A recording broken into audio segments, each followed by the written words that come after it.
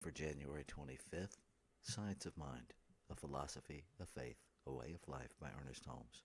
Reading from page 51, paragraph 1 through page 53, paragraph 4, using inclusive language.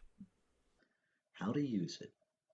One of the great difficulties in the new order of thought is that we are likely to indulge in too much theory and too little practice. As a matter of fact, we only know as much as we can prove by actual demonstration.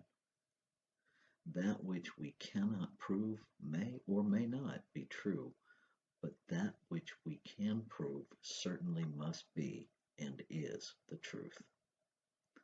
Of course, the theory of any scientific principle goes beyond its application at any given stage of the unfoldment of that principle and the evolution of its accomplishments. If this were not true, there would be no progress in any science. The sciences are objectively real to us only insofar as we demonstrate them, and until demonstrated, they are suppositional, so far as practical results are concerned.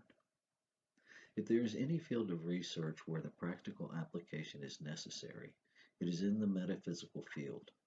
The reason being that the principle of metaphysics seems less tangible to the average person than does the principle of other sciences.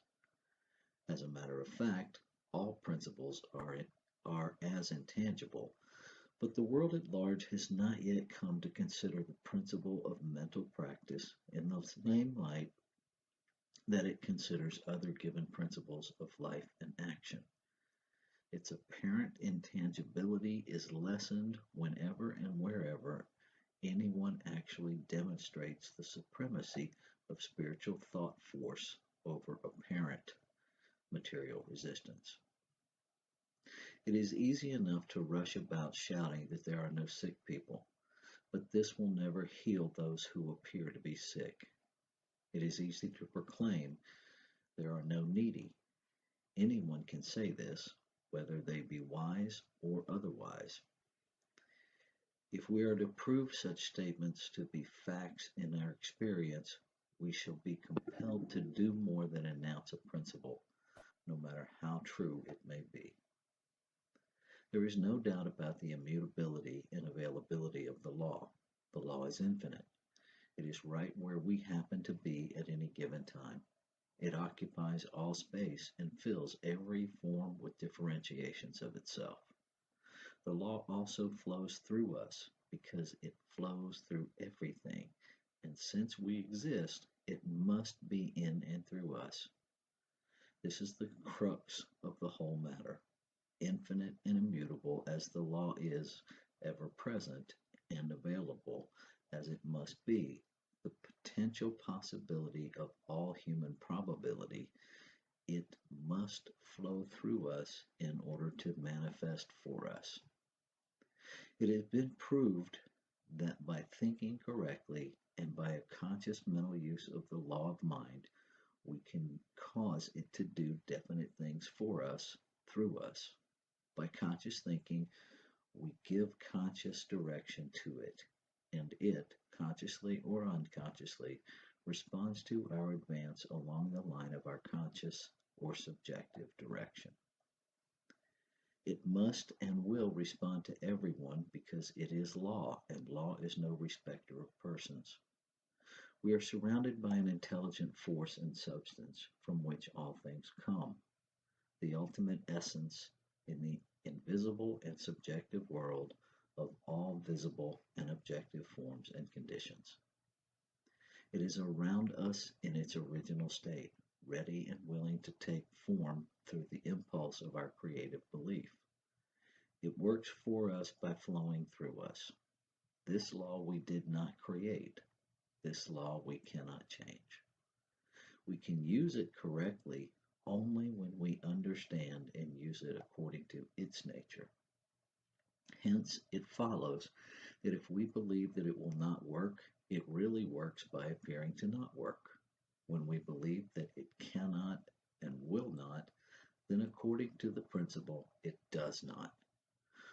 But when it does not, it still does, only it does according to our belief, that it will not. This is our own punishment through the law of cause and effect. We do not enter in because of our doubts and our fears. It is not a punishment imposed upon us by the Spirit of God, but an automatic result of failing constructively to use the law of God. God does not punish the mathematician who fails to obtain the answer to their problem. The thought of the unsolved problem does punish them until they apply the right principle and thus secures the desired result. Thus, sin and punishment, righteousness and salvation are logical reactions of the universe to the life of the individual. When we're dealing with real life, with thoughts, impulses, emotions, etc., we are dealing with causation, with original cause, and we should be most careful how we deal with such powers and forces. In dealing with this subtle power of mind and spirit, we are dealing with a fluent force. It is forever taking form and forever deserting the form which it has taken. Thus, a practitioner of the science should not be confused over any given form, but should know that any form which is not of the original harmony is subject to change. The original spirit is harmony. It is beauty and truth and everything that goes with ultimate reality. The universe is not divided against itself. We should learn to control our thought processes and bring them into line with reality.